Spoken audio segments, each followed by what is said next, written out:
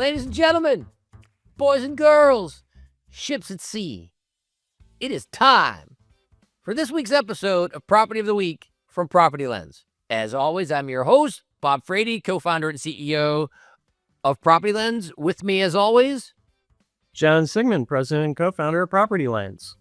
So, John, this week you found something and posted it on LinkedIn. What did you find? I found that I can get 15,000 people to stare at a LinkedIn post. That's what I found. The post was about a very beautiful and very expensive house in Tampa that has a exceptionally large lawsuit associated with it, as the buyer is alleging that the seller and the seller's agent did not disclose that they had done unpermitted work, and the buyer is now spending a couple $1 million to undo all of that unpermitted work, taking the house down in size from 10,000 square feet to about 6,500 square feet. How about that? You buy a $14 million house and then you got to rip out 35% of it and replace it to bring it up to code because it's in a floodway and it wasn't permitted the first time. I think that's lawsuit material. You know, and the thing is depending upon the price of your house, the higher the price, the bigger the lawsuit. So what did you do when you saw this lawsuit, John? Well, first thing I did was the same thing that everybody should do, was I went and I ran a PropertyLens report. Oh, say it isn't true. You ran a PropertyLens report. I did run a PropertyLens report. What did it show? Beautiful house. It's a big house. You could live there with 5 other people and never see them. In the summary, it says it's in a flood zone. It's, fairly stable. It's only had 2 owners in the last 15 years. It's not a flip property. We're estimating repair costs to be $33,000, so $15,000, about $1,000, $1,200 a month, which isn't bad given the price of the house. It's had some significant tax increases because of increase in value, and insurance is actually pretty much at the national average for price increase. So, you're looking at this, it's in a flood zone, it's on the bay. Shouldn't be too much of a surprise. So what are some of the good things and bad things about this house, John Siegman? Well, the bad thing that screams is property size discrepancy. Ding, ding, ding, ding, ding, ding, ding, ding, ding, ding, ding, ding, ding. And why do we have property size discrepancies, John? Because somebody between the county assessor, the realtor, and some of our other data sources don't agree on how big the house is. And sometimes it's just bad measurement, but a lot of times that's because there's been unpermitted work. See, what people do is they'll expand a house and not pull permits because they don't want to pay the assessor the extra taxes. Like in California, when you add on to your house, you increase the value of that house and you increase your tax rate. In other places, it's the same thing. The bigger houses pay more taxes. So people say, I don't want to pay those taxes, so they don't get permits. And there's a discrepancy. So when you go to sell the house, you say it's 10,000 square feet, and the assessor's like, hold on a second. Wait a second. Let's check our work. And if it's not permitted, the assessor or the county has the right to say, you're not up to code. You got to rip all that stuff out. That's a bad day when you buy a house. Or sell a house even, to find out, I can't sell this the way it is, or I shouldn't buy this the way it is. I had this happen personally. I had a house in Southern California. We've talked about it before. The prior owner had built a bedroom into the garage. I assumed it was permitted. It was not, so I had to rip it out before I could sell the house because it wasn't up to code. That was a bad day. Always, when you see a property size discrepancy, you got to ask about that discrepancy. If you're walking in here, what are some of the questions that you should ask before making an offer? Well, look at question number 1. Are there any unresolved permits or construction issues? Ding, ding, ding, ding, ding, ding, ding, ding, ding, ding, ding, ding, ding. Lawsuit avoided if this question was answered properly, or lawsuit confirmed if it truly wasn't answered properly. But this is a question that you should ask. There's something going on at this house. You're thinking about buying this house? It's on the bay. What are you doing about flood? Yep. Water's coming in at some point, as everyone in Tampa knows from the last hurricane. You got to figure out how you're going to get rid of it. Look at that beautiful description. Just like a Match.com profile, it's meant to put the best foot forward, not necessarily to expose the flaws. Yes. Notice all the pictures. They always look better in pictures. This is a Siegman house right here. This is a Siegman house. The glass elevator, mentioned in the lawsuit, by the way, was the part of the glass elevator not being permitted. I mean, it's, you got a 3-story, 3-tier pool. I mean, where does that happen? Your damaging events, all of the things associated with the roof. And then we get into permits. And Hey, look at that.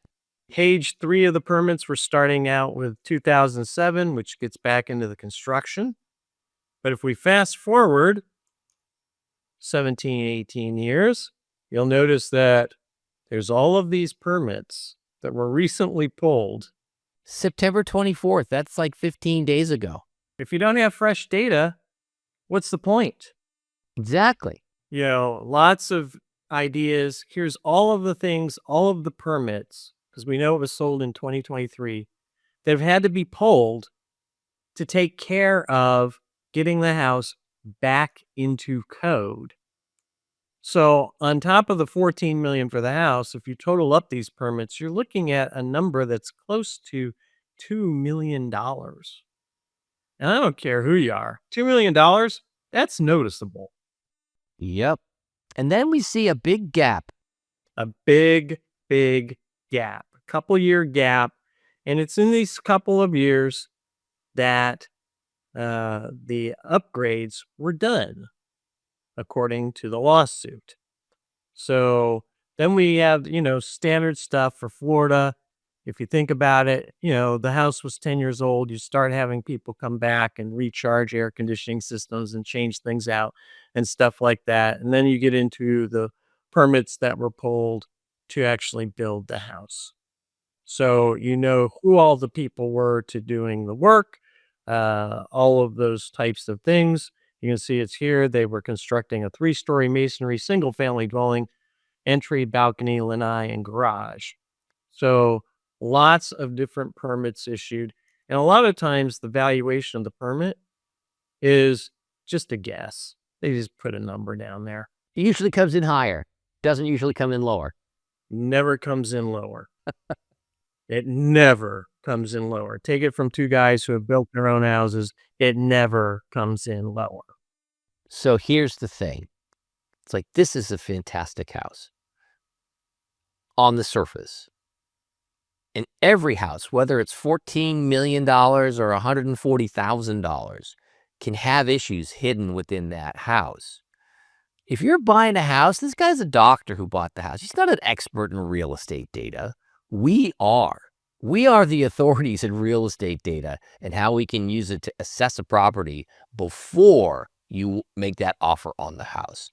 As you see from the report, the number one question, are there any permit issues with this house and the work that's been done on this house? If I'm a realtor, especially a buyer's agent, and I don't order this before I let my customer make an offer, I'm committing malpractice. Because even if the report says, hey, everything looks good, listen, there still might be issues, but at least you've done the deep dive to say, is there something here that's weird that needs to be answered before you put down your money on the house? Because let me tell you something, the best lawsuit is the one you never have.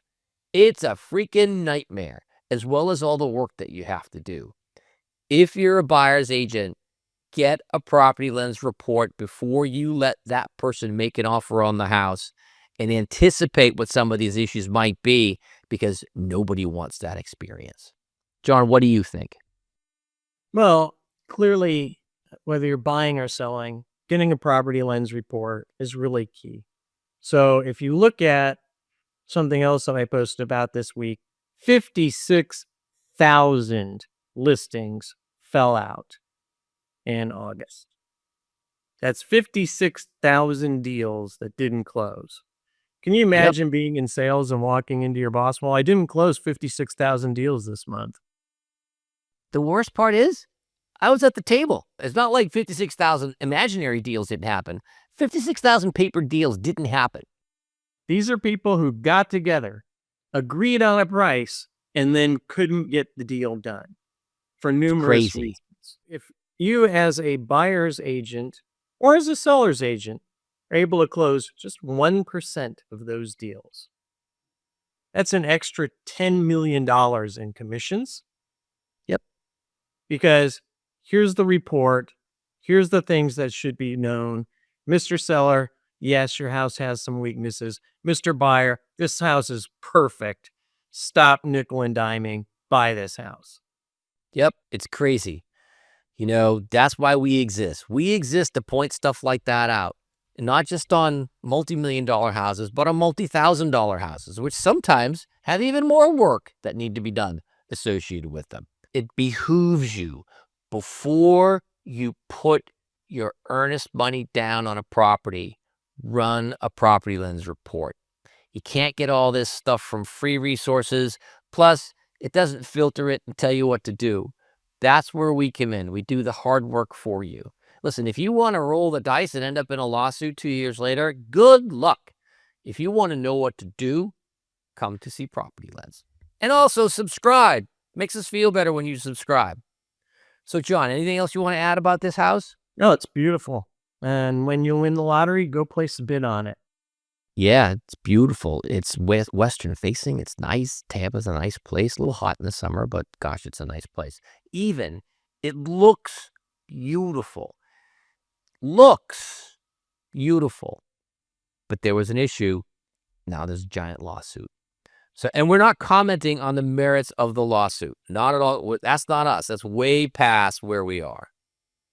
But we do know that there was an issue that we identified with this property that was pretty easy to spot for us, because this is what we do. And now you can have it. Just get a PropertyLens report. All right. So for this week's episode of the Beautiful House Property of the Week with PropertyLens, I'm Bob Frady. I'm John Siegman. Till next time, remember, before you buy, go verify with PropertyLens.